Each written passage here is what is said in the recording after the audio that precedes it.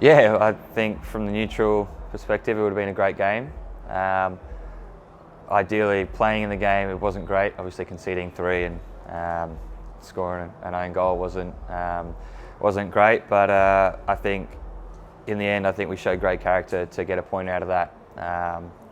There's games during the season where we would have lost that. So yeah, credits to the boys and the attitude, and we take the positives and move on. It sort of says something to be able to get yourself back from behind twice, I think it was, and one of those times with 2 goals down.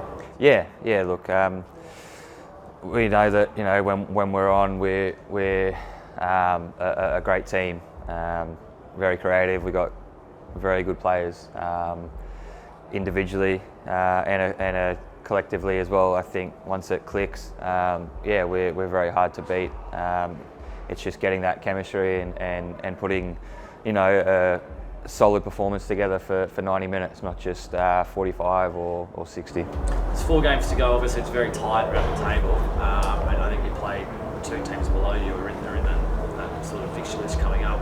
Does it feel like, as you say, the chemistry? Like, what do you guys have to do to sort of get that back for over the next 4 games to make sure you make that top 6? I think we just got to go back to basics, and I think clean sheets are a must.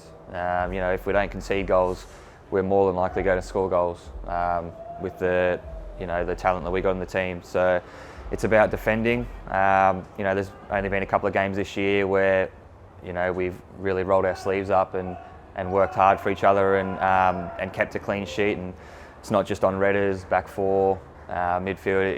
It's up to all of us on the pitch to defend as one. And I think, like I said, if we can do that, and the attitude's spot on, and preparation this week's been good, and I know Adelaide are a great side and they're the informed team, but I think on our day we can beat anyone.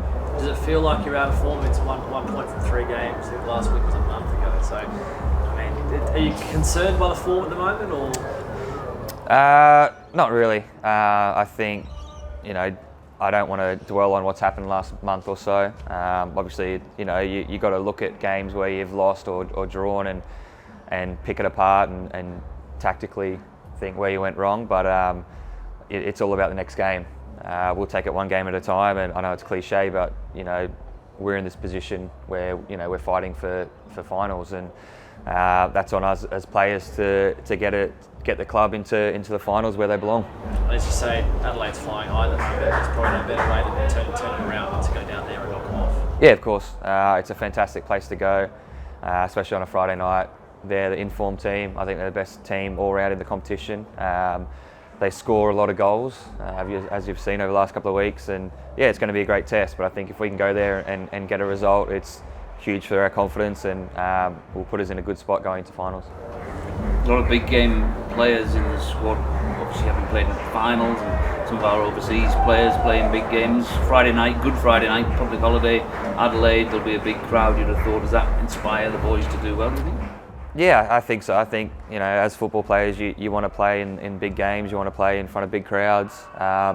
And like you said, we've got some experienced boys, overseas boys that have done that. They played in huge games and huge crowds. So I think hopefully that'll bring the best out in them, and yeah, we'll put on a performance. That's your question about Pava doing the. Yeah, I think young Pava just broke a record for bench press, so the boys are going wild. So he's got a big chest.